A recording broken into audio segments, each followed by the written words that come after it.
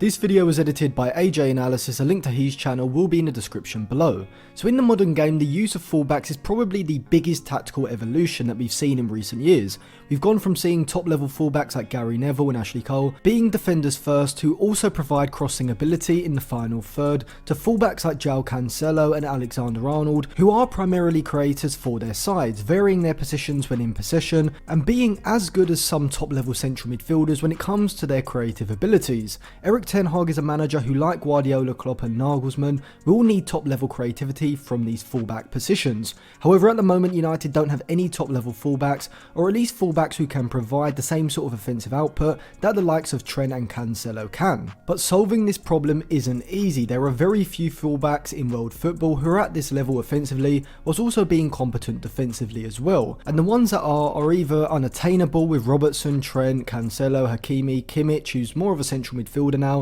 and Reece James all falling into that category, or likely to be wildly expensive, with Theo Hernandez and Alphonso Davies falling into the latter category. There are a few players on the market who I think could become top level fullbacks, and they are Mazraoui at Ajax, who I think is likely to join Barcelona or Bayern, Guerrero at Dortmund, who is now 28, so maybe he's a little too old for United at the moment considering they are at the start of a rebuild, and Jeremy Frimpong, who I did speak about in my Who Manchester United Should Sign video, part 1, which will be linked in the description below. Before I go any further, if you do want to help support the channel, I have two fantastic football brands that I think you will all like. Firstly, we've got El Clasico phone cases with a variety of different phone cases, from Messi's holding the shirt celebration, Ronaldo's shoe celebration, and much more, all for under £20, and if you use code AF at checkout you'll get 25% off. But we've also got these classic retro jerseys as well. I recently got myself this Celtic jersey, which I do love, but this Inter Milan one is also very good as well. They've got Premier League sides, they've got Barcelona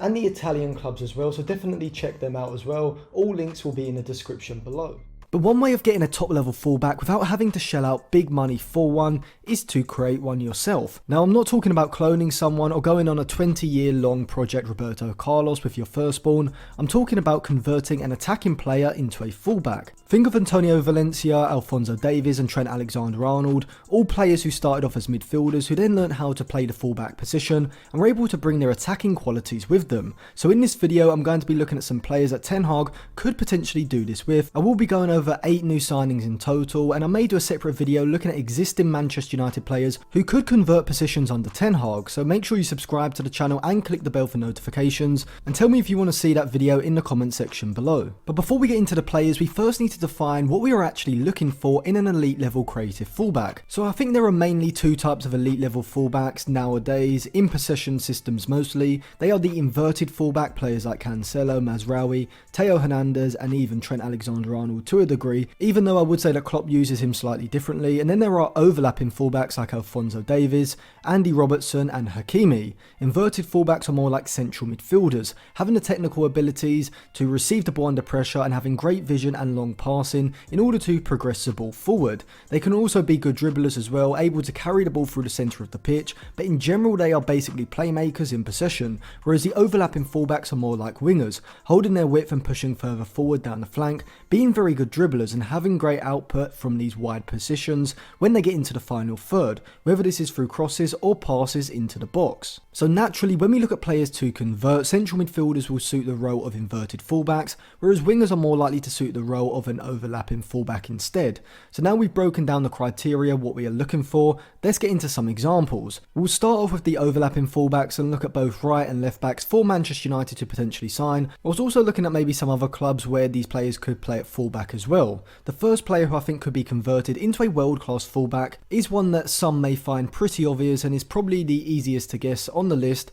and that is Barcelona's Adama Traore, who is currently on loan from Wolves. Traore at Barcelona has mainly been used as a right winger in Xavi's 4-3-3. However, at Wolves he was occasionally used as a wing back, and I think he could move back to that position or even as a right back in a back four as well. This is because Traore is a phenomenal dribbler, probably the best ball carrier in world football alongside Alan Saint-Maximin. He's able to use his strength combined with his rapid acceleration and pace to motor past players with the ball at his feet, able to carry the attack from his own defensive third to the final third on his own. If we look at his FBref report, we can see that he ranks in the 99th percentile for dribbles completed and the 96th for progressive carries. He does need to work on his end product in the final third though. I do think that at Barcelona he has improved his crossing from that right flank, but even just his ball progression alone makes him a great attacking weapon, so having him at right back will allow the right winger in Ten Hag's side to drift infield into the half space, and I think if Traore can just focus on improving his crosses, both from deep positions and from the byline, then he will inevitably be one of the best attacking fullbacks in world football. Traore is currently on loan at Barcelona from Wolves till the end of the season, but it's still unclear whether they will trigger his £25 million option to buy,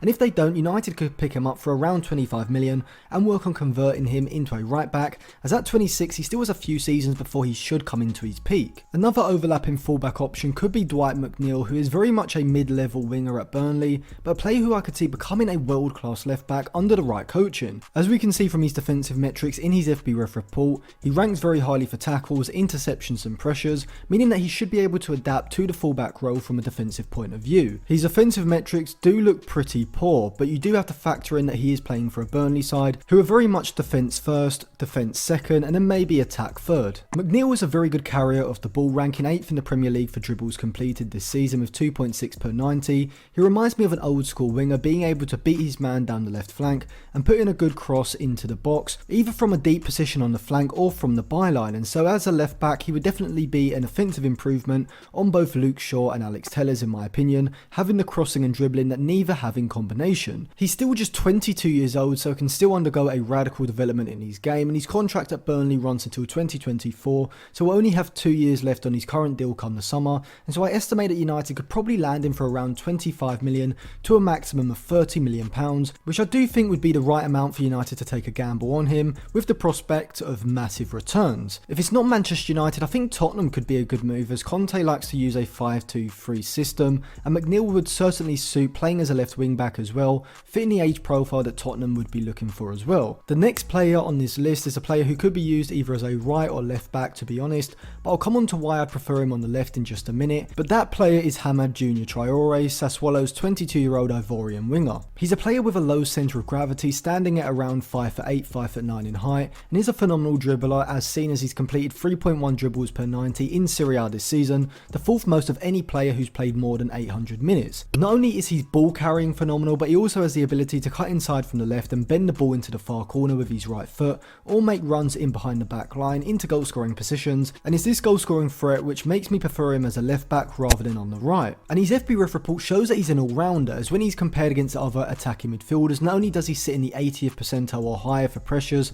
tackles and interceptions, but he also sits in the 80s for dribbles, progressive carries and progressive passes, showing that he'd be an excellent ball progressor from the fullback position, exactly what you want from an overlapping fullback. He also puts up fairly decent numbers for expected assists and overperforms his non-penalty XG by around 0.11 per 90, showing that he can create chances and score himself as well, and this is why I think that given that he's just 22 years old, if he can develop the defensive side of his game, in particular his one-on-one defending and positioning, then he could transition into being one of the best attacking fullbacks in the world. Given that he only has 2 years left on his current Sassuolo contract come the summer, I reckon United could pick him up for between 20 and 25 million pounds, more than worth the gamble. Another player who I think could be a good overlapping fullback option is Rennes' 19-year-old Belgian winger Jeremy Doku. Doku, like Adama Traore, is one of the best dribblers in Europe at the moment, completing an incredible 6.8 dribbles per 90 in Ligue 1 this season, the most in the league, ranking in the 99th percentile for dribbles completed and the 97th for progressive carries over the last 365 days when compared against every other attacking midfielder in Europe's top 5 leagues. Now the issue with Doku is that this season he's been quite injury prone, missing 30 games for Rennes through injury. However, if he can get over his hamstring, knee and calf injuries, which is obviously a big if at the moment, then I think he can be an excellent candidate to convert into a world-class right back, as his insane dribbling ability makes him a world-class progressor of the ball, and unlike Adama Traore, his output in the final third is very good as well, being a good crosser of the ball and overall a good chance creator, as seen as he ranks in the 71st percentile for expected assists. Maybe he'd be worth a gamble of around 20 to 25 million pounds for United, but it's probably worth giving it till summer 2023 just to see if he can get over these injuries. So we've looked at 4 overlapping fullback options, and I will rank them in order on who United should sign out of the 4 if Ten Hag wanted to sign this type of fullback, but I'll do that at the end after we look at some players who could be converted into inverted fullbacks. The first player who I think could be converted into an inverted fullback for Ten Hag